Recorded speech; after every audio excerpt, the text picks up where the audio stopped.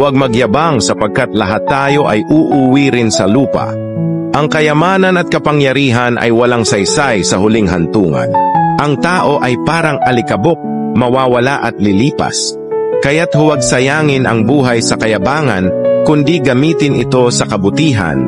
Walang mataas at walang mababa sa huli, dahil lahat ay babalik sa parehong lupa na pinagmulan.